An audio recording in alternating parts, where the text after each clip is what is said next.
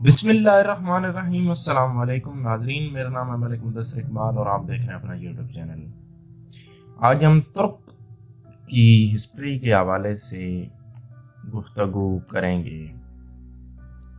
ترک اول 6 صدی عیسوی میں روشناس ہوتے ہیں۔ یہ خانہ بدوش قوم تھی جو مشرقی ایشیا اور وسط ایشیا میں گھومتی پھرتی تھی اور وقتاً فوقتاً ایشیا اور مشرقی یورپ کی آبادیوں پر حملہ آور ہو کر انہیں ویران کر دیتی تھی۔ 6 صدی عیسوی میں اس نے ایک زبردست سلطنت قائم کر لی جو منگولیا اور چین کی شمالی سرحد سے لے کر بحر اسود تک پھیلی ہوئی تھی۔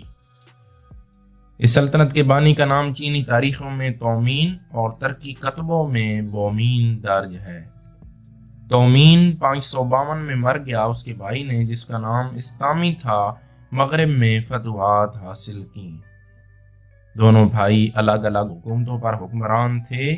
اہل چین ان حکومتوں کو شمالی ترکوں کی سلطنت اور مغربی ترکوں کی سلطنت کہتے تھے۔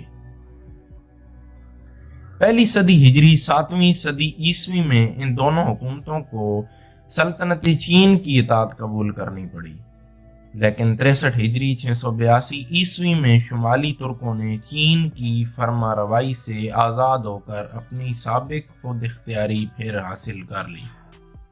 کتبات اور خان جو منگولیا کے دریائے اور خان کے نام سے منسوب ہیں اور ترکی کی زبان کی قدیم ترین یادگار ہیں، ترکوں کی اسی شمالی سلطنت سے تعلق رکھتے ہیں۔ یہ سلطنت 126 ہجری 744 عیسوی تک قائم رہی۔ مغربی ترکوں میں ترگیش کا قبیلہ سب سے زیادہ ممتاز تھا۔ اس کے سرداروں نے پہلی ہجری 7ویں صدی عیسوی کے آخر میں خاقان کا لقب اختیار کر لیا تھا، لیکن 121 ہجری 737 عیسوی میں عربوں نے نصر بن سیار کی قیادت میں ترگیش کی حکومت کا خاتمہ کر دیا۔ ترکوں اور عربوں کے تعلقات پہلی صدی ہجری میں ولید اول کے عہد خلافت سے شروع ہوئے۔ اس عہد میں کنیبہ بن مسلم نے پکیز، بخارا، سمرقند، خوارزم، خیوا، فرغانہ، شاش، تاشقند اور کاشغر کے ترکی علاقے فتح کر کے وہاں اسلامی حکومت قائم کی، لیکن ان فتوحات کا اثر ترکوں کے قبول اسلام پر بہت کم پڑا اور وہ بدستور بت پرستی کرتے رہے۔ البتہ سمرقند میں کنیبہ کی بت شکنی نے بت پرستی کا خاتمہ بھی کر دیا۔ جب کنیبہ وہاں پہنچا تو اسے بہت سے بت خانے نظر آئے جن کی نسبت عام طور پر یقین کیا جاتا تھا کہ ان کے ساتھ بے ادبی کرنے والا فوراً ہلاک ہو جائے گا۔ کنیبہ نے ان بت خانوں میں آگ لگا دی مگر اس پر کچھ آنچ نہ آئی۔ یہ دیکھ کر بت پرستوں نے اسلام قبول کر لیا۔ حضرت عمر بن عبدالعزیز رحمۃ اللہ علیہ نے اپنے مختصر عہد خلافت 99 تا 101 ہجری بمطابق 717 تا 720 عیسوی میں اشاعت اسلام کی خاص طور پر کوشش کی تو من جملہ اور ممالک کے انہوں نے ماوراء النہر کے ترک بادشاہوں کو بھی اسلام کی دعوت دی اور ان میں سے بعض اسلام لائے۔ پھر عبداللہ بن معمر اشیشکری کو دعوت اسلام کے لیے ماوراء النہر بھیجا اور وہاں کے بعض قبیلے مسلمان ہو گئے۔ اس کے بعد خلیفہ ہشام کے عہد 105 تا 125 ہجری بمطابق 724 تا 743 عیسوی میں ابو سیدہ کی تبلیغ سے ماوراء النہر کے لوگ کثرت سے اسلام میں داخل ہوئے۔ سمرقند اور بخارا وغیرہ سے جو ترکستان کے علاقے تھے، جزیہ اور خراج کی رقمیں بیت المال میں آتی تھیں۔ خراج کے سلسلے میں ترکستان سے لونڈیاں اور غلام بھی بھیجے جاتے تھے جو رفتہ رفتہ اسلام قبول کرنے لگے۔ پھر بھی معتصم باللہ کی خلافت 218 تا 227 ہجری بمطابق 833 تا 842 عیسوی تک ترکوں میں اسلام کی اشاعت عام طور پر نہ ہو سکی۔ سب سے پہلے خلیفہ منصور 136 ہجری تا 158 ہجری نے ترکوں کو فوج میں بھرتی کرنا شروع کیا، لیکن اس کے عہد میں ان کی جماعت بہت قلیل تعداد میں تھی اور فوج اور حکومت میں صرف عربوں اور ایرانیوں کا اقتدار تھا۔ ہارون الرشید کے زمانہ خلافت میں اہل عرب اور اہل روس کے درمیان جو حریفانہ کشمکش پیدا ہوئی، اس کے امین کے زوال کے ساتھ عربوں کی قوت کا خاتمہ ہو گیا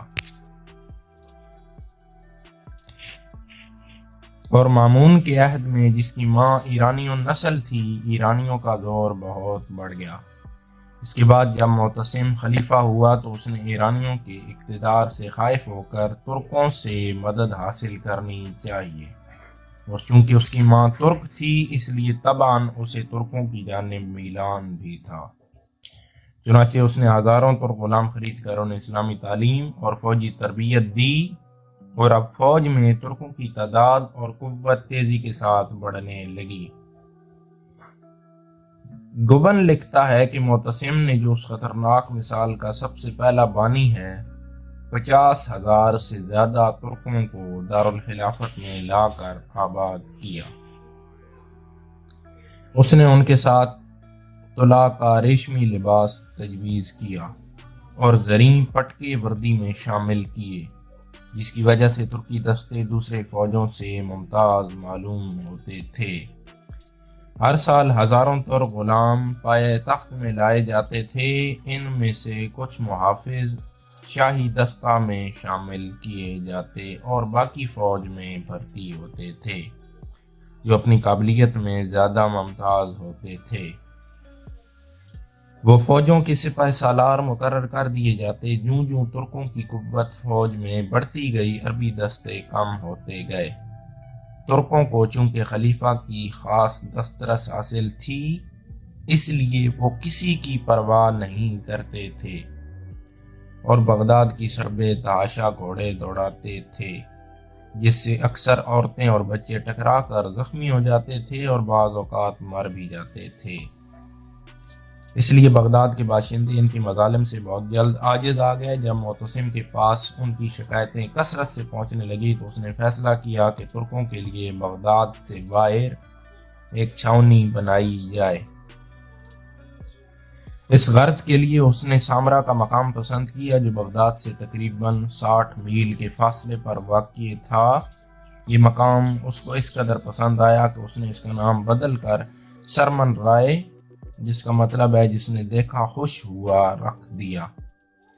فوجی پارکوں کے علاوہ خلیفہ اور وزراء کے لیے بھی عالی شان محل تیار کیے گئے، اور چونکہ معتصم نے بغداد کا قیام ترک کر کے اپنی ترک سپاہ کے ساتھ سامرا میں رہنا شروع کر دیا، اس لیے رعایا کے ہر طبقے کے لوگ اس نئے شہر میں آ کر آباد ہونے لگے، اور تھوڑے ہی دنوں میں سامرا ایک نہایت پر رونق شہر بن گیا۔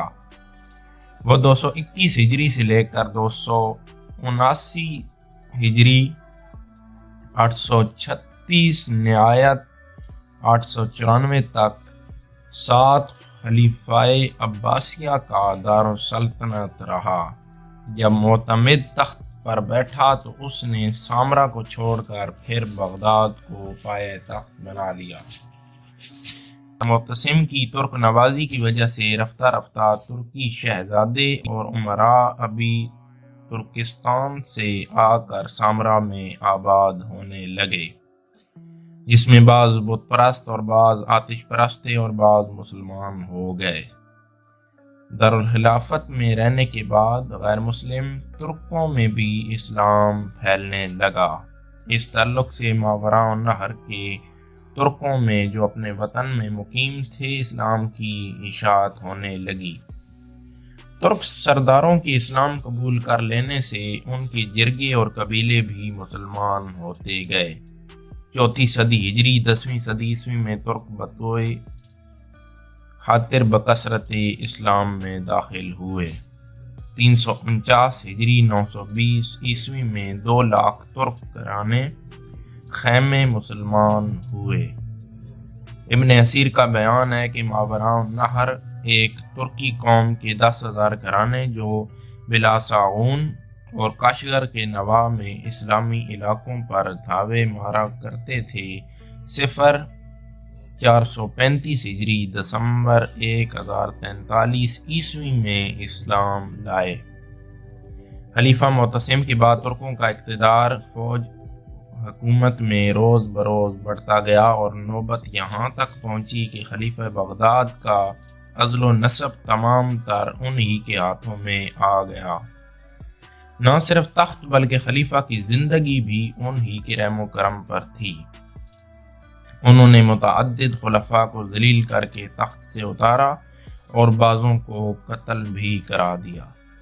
نتیجہ یہ ہوا کہ دولت عباسیہ کا زوال سلطنت کے ہر حصے میں نمایاں ہونے لگا۔ مختلف صوبوں کے گورنروں نے پائے تخت سے آزاد ہو کر اپنی اپنی خود مختار حکومتیں قائم کر لیں۔ مثلاً ایرانی گورنروں نے خراسان میں طاہرہ، فارس میں سفاریہ، آذربائیجان میں ساجیہ اور جرجان میں زیاریہ کی جداگانہ حکومتیں قائم کر لیں۔ اسی طرح ترکوں نے مصر میں طولونیہ، ترکستان میں علیقہ، پھر مصر میں اخشیدیہ اور افغانستان میں دولت غزنویہ کی بنیاد ڈالی۔ یہ تمام حکومتیں تیسری صدی کے وسط سے چوتھی صدی ہجری کے وسط تک قائم ہو گئیں۔ 5ویں صدی ہجری 11ویں صدی عیسوی میں ترکوں کے ایک گروہ نے خراسان میں دولت سلجوقیہ کی بنیاد رکھی۔ آل سلجوق کا مورث اعلیٰ دقاق تھا جو کاشغر کے ترکی قبائل کا ایک رئیس تھا۔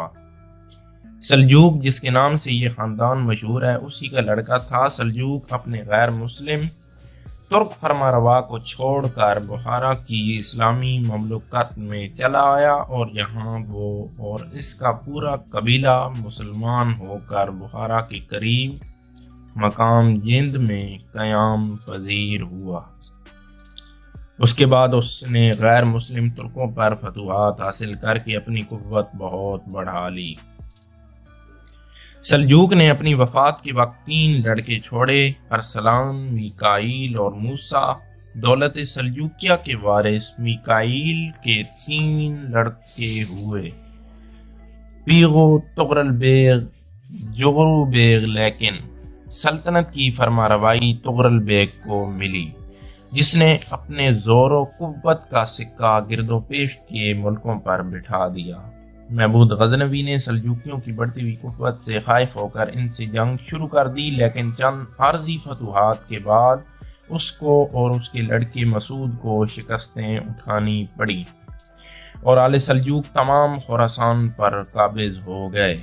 اس کے بعد انہوں نے جرجان، طبرستان اور خوارزم پر بھی قبضہ کر لیا اور پھر طغرل بیگ نے اصفہان، تبریز اور حلوان کو بھی اپنی سلطنت میں شامل کر لیا۔